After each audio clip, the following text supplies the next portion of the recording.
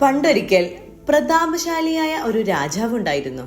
അദ്ദേഹത്തിന്റെ ഖജനാവിൽ സ്വർണവും രാജ്യത്ത് സമ്പൽ സമൃദ്ധിയും നിറഞ്ഞിരുന്നു. പക്ഷേ ആ രാജാവിന്റെ മനസ്സിൽ മാത്രം എന്നും ദാരിദ്ര്യമായിരുന്നു. കാരണം അദ്ദേഹത്തിന്റെ ചിന്തകൾ എപ്പോഴും അയൽ രാജ്യത്തെ രാജാവിനെ കുറിച്ചായിരുന്നു. അയാൾ എന്നേക്കാൾ ശക്തനാണോ? അയാളുടെ പ്രജകൾ എന്നേക്കാൾ സന്തോഷവാന്മാരാണോ? ഈ അസൂയയുടെയും സംശയത്തിന്റെയും ഇരുണ്ട നിഴലുകൾ അദ്ദേഹത്തിന്റെ മനഃശാന്തി കെടുത്തിക്കളഞ്ഞു.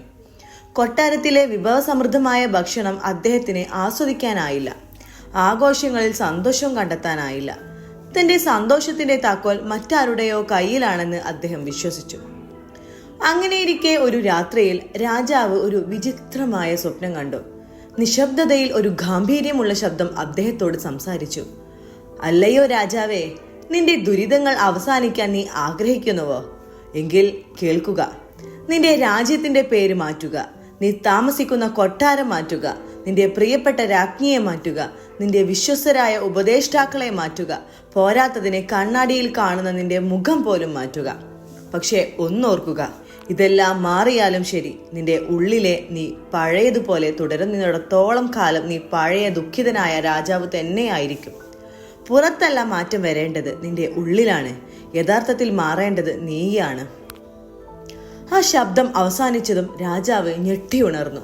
ആ സ്വപ്നം അദ്ദേഹത്തെ ഉറക്കത്തിൽ നിന്നല്ല, മറിച്ച് അദ്ദേഹത്തിന്റെ അജ്ഞതയിൽ നിന്നാണ് ഉണർത്തിയത്. ഒരു മിന്നൽ പിണർ പോലെ ആ സത്യം അദ്ദേഹത്തിന്റെ ഹൃദയത്തിൽ പതിച്ചു. തന്റെ പ്രശ്നങ്ങളുടെ എല്ലാം ഉറവിടം അയൽ രാജ്യത്തെ രാജാവോ കൊട്ടാരമോ മറ്റുള്ളവരോ അല്ല, അത് തന്റെ ഉള്ളിൽ തന്നെയായിരുന്നു. തന്റെ ചിന്തകളിലും മനോഭാവത്തിലുമായിരുന്നു യഥാർത്ഥ ശത്രു ഒളിച്ചിരുന്നത്. അന്നു മുതൽ ആ രാജാവ് മാറിത്തുടങ്ങി.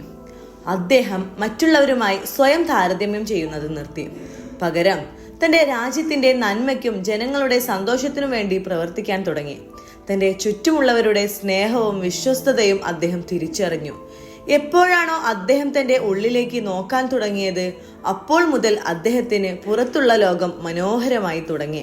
രാജാവിന്റെ മനസ്സിൽ സന്തോഷം നിറഞ്ഞപ്പോൾ രാജ്യത്ത് ഐശ്വര്യം 10 മടങ്ങ് വർദ്ധിച്ചു. യഥാർത്ഥ സന്തോഷം ഉള്ളിൽ നിന്നാണ്. നമ്മുടെ സന്തോഷം പുറമേയുള്ള സാഹചര്യങ്ങളെയോ വസ്തുക്കളെയോ മറ്റുള്ളവരെയോ ആശ്രയിച്ചല്ല ഇരിക്കുന്നത്. അത് നമ്മുടെ ചിന്തകളെയും കാഴ്ചപ്പാടുകളെയും ആശ്രയിച്ചിരിക്കുന്നു. മനസ്സമാധാനവും സംതൃപ്തിയും കണ്ടെത്തേണ്ടത് നമ്മൾക്കുള്ളിൽ തന്നെയാണ്.